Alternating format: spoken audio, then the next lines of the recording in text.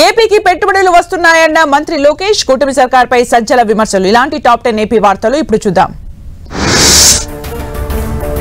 ఏపీకి పెట్టుబడులు వెలువలా వస్తున్నాయన్నారు మంత్రి లోకేష్. 16 నెలల్లో 10 లక్షల కోట్ల పెట్టుబడులు తీసుకొచ్చామని, స్పీడ్ ఆఫ్ డూయింగ్ బిజినెస్ తో మంచి ఫలితాలు వస్తున్నాయని మంత్రి తెలిపారు. ఏపీకి సమర్థ నాయకత్వం ఉందని, ఉద్యోగాల కల్పనకు ప్రాధాన్యమిస్తున్నామన్నారు. నవంబర్ 14, 15 విశాఖలో పెట్టుబడుల సాధనే లక్ష్యంగా సిఐఐ సమిట్ ఉంటుందన్నారు.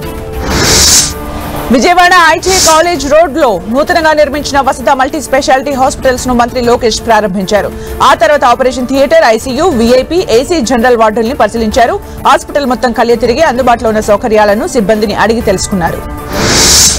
ఏపీ మంత్రి నారాయణ బృందం దుబాయ్ చేరుకుంది. ఏపీకి పెట్టుబడుల ఆకర్షణ ప్రధాన లక్ష్యంగా దుబాయ్ లో పర్యటిస్తున్న మంత్రి నారాయణ ఈ నెల 14, 15 తేదీల్లో విశాఖలో జరిగే భాగస్వామ్య సదస్సుకు పారిశ్రామికవేత్తల్ని ఆహ్వానించనున్నారు.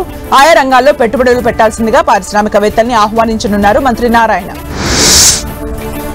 ఏపీ ప్రభుత్వం అనేదానికి చంద్రబాబు డెఫినేషన్ మార్చేశారని వైసీపీ స్టేట్ కోఆర్డినేటర్ సజ్జల రామకృష్ణారెడ్డి అన్నారు. ప్రభుత్వమే నేర స్వభావం కలిగి బరి తెగించడం ఇక్కడే చూస్తున్నామన్నారు. చంద్రబాబు పాలనలో పొలిటికల్ గవర్నెన్స్ అనేది వికృత రూపం దాల్చిందని విమర్శించారు. రాష్ట్ర వ్యాప్తంగా నకిలీ మద్య మాఫియా నడిపేది టీడీపీ నేతలన్నారు.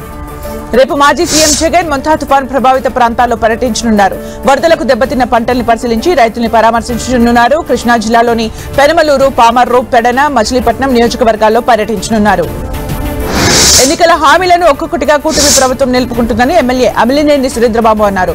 అనంతపురం జిల్లా సెట్టూరు మండలం ఖైరేవు గ్రామానికి డీఎంఎఫ్ నిధుల ద్వారా కోటి వ్యయంతో 1.5 కిలోమీటర్ల రహదారి నిర్మాణానికి ఎమ్మెల్యే భూమి పూజ చేశారు. డిసెంబర్ 13 అమరావతిలోని హిందూ కాలేజ్ ఆఫ్ ఫార్మసీలో ఏపీ బ్రాహ్మణ సేవా సంఘ సమాఖ్య ఆధ్వర్యంలో నిర్వహిస్తున్న మెగా జాబ్ మేళా బ్రోచర్స్ ని ఎమ్మెల్యే అమిలినేని సురేంద్రబాబు విడుదల చేశారు. ఈ మెగా జాబ్ మేళాకు దాదాపు 50కు పైగా మల్టీనేషనల్ కంపెనీలు వస్తున్నాయని, ఇలాంటి అవకాశాన్ని నిరుద్యోగ యువత ఉపయోగించుకోవాలని కోరారు. Kadapa MLA Madhavi Reddy India team world cup సాధించినందుకు శుభాకాంక్షలు తెలిపారు. జట్టులో కడపవాసి శ్రీచరణ్ని ఆడడం గర్వంగా ఉందన్నారు. సాధారణ మధ్యతరగతి కుటుంబం నుండి వచ్చి దేశం తరపు క్రికెట్ జట్టులో ఆడే స్థాయికి ప్రోత్సహించిన చరణి పేరెంట్స్ గొప్పతనమన్నారు. భవిష్యత్తు టోర్నీ విజయాల్లో శ్రీచరణ్ని కీలక పాత్ర పోషించాలన్నారు.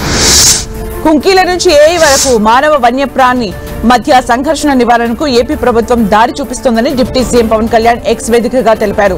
చిత్తూరు జిల్లాలో పైలట్ ప్రాజెక్టు కింద ప్రారంభించిన ఏఐ ఆధారిత వ్యవస్థ సౌరశక్తి సాయంతో పనిచేస్తూ ఏనుగుల సంచారాన్ని గుర్తిస్తుందని పవన్ వివరించారు. శ్రీశైలం పుణ్యక్షేత్రంలో కార్తీక మాసం 2వ సోమవారం కావడంతో మల్లన్న ఆలయానికి భక్తులు పోటెత్తారు.